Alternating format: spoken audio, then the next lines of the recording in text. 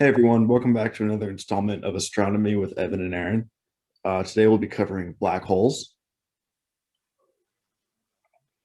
Here's the introduction to black holes. Yeah. Now, what do you think of when you say the words black hole? You probably think of something like the image on the right with the acceleration disk, event horizon, singularity, and relativistic jet. Now, this was a theoretical rendering of a black hole, which until very recently was the most accurate representation that we had. Movies depict intense time-altering gravity surrounding a black hole, uh, like in Interstellar, if you've seen that. Yeah. Okay. So the first image of a black hole, and just one quick note, if you did think of the words on that diagram on the left, that is very impressive, because that's Yeah, like then our whole presentation. So shout out to you. really, you That probably just thought of it as a large black thing, which hole. that's pretty accurate. Okay, moving on. Yes, a hole. Exactly. Um, the name is actually pretty descriptive. All right. Anyways, So back to our yeah. Okay, back to our presentation. Um, so the first image of a black hole. So using the Event Horizon Telescope, which very unique name, which is really just a bunch of different telescopes around the world, scientists were able to capture the first image of a black hole, which may seem odd because light can't escape a black hole. So how would you take a picture of it? That's a good question.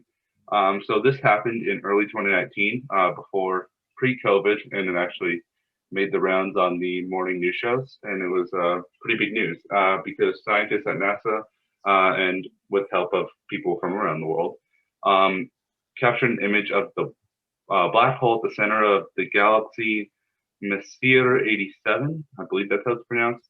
And this black hole is very large, roughly 6.5 billion times the mass of the sun. So it's a supermassive black hole. By nature, being essentially devoid of light, black holes can't be seen. Actually, not essentially, literally devoid of light. So it does make it hard to just snap a picture. And what they did was essentially take a picture of the dust, gas, and debris that surrounds the black hole and orbits it because of the strong gravitational pull. And so essentially they took a picture of this gas, and it outlined the black hole, and they confirmed that they do exist. Because up until this point, it was really theoretical. now how do black holes form? They generally form as a remnant of collapsed stars. And now stars run out of fuel, typically hydrogen. They collapse inwardly due to their own gravity, and they implode. This process continues until they reach their own event horizon, at which the collapse of the star stops and the resulting mass is condensed into this extremely small area. Stars that are too small cannot collapse this far and form neutron stars. While the formation of black holes are the collapse of stars, supermassive black holes can be formed with a collision of smaller black holes.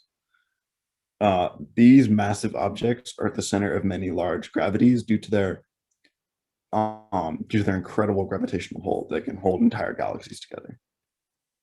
Yeah, and just to add on, for example, our sun, when it dies, which is a long way out, you don't have to worry. Oh, can you hear me? Mhm.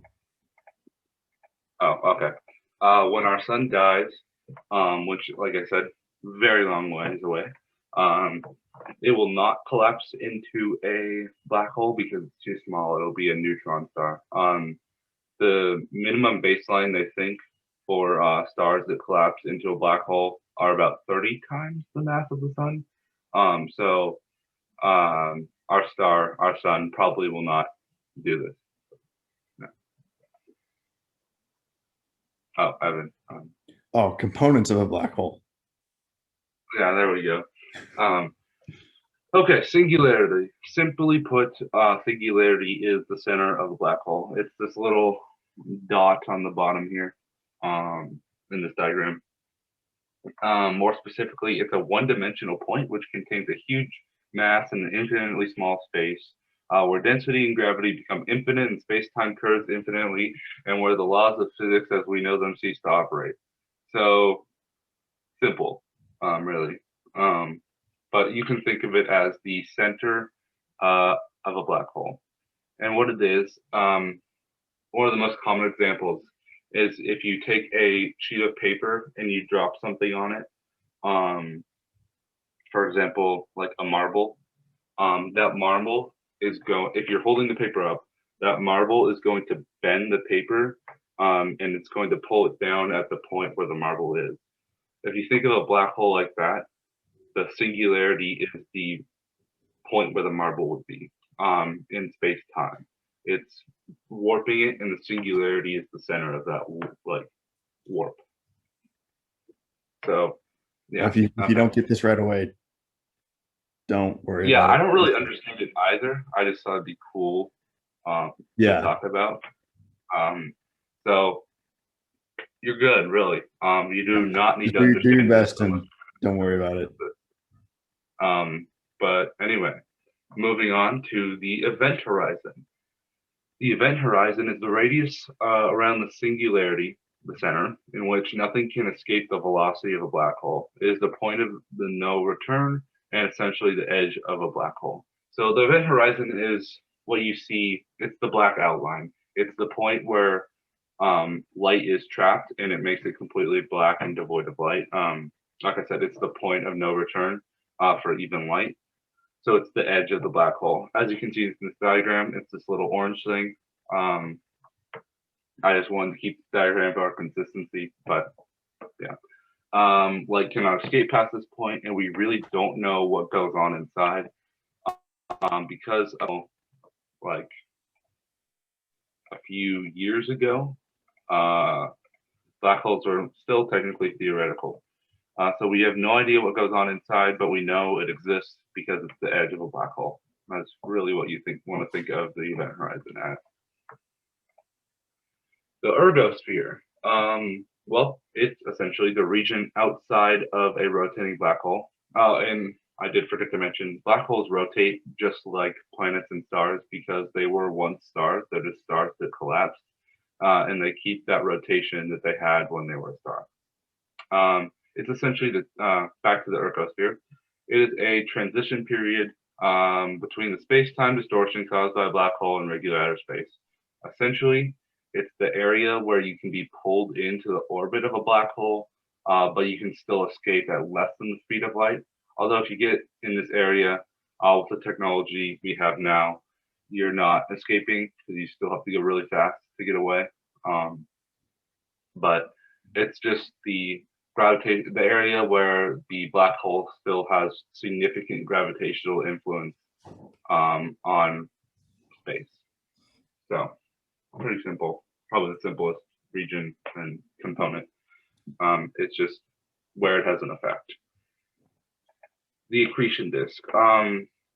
They are disk-like flows of gas, dust, and space debris. This is a GIF or GIF. I say both, so not to offend anyone. And essentially they flow, they're disk-like thingies of gas, dust, and space debris that float around a large celestial body. It's not specific to a black hole. In fact, it's more common for large stars and pulsars and quasars, which are other thingies that have these.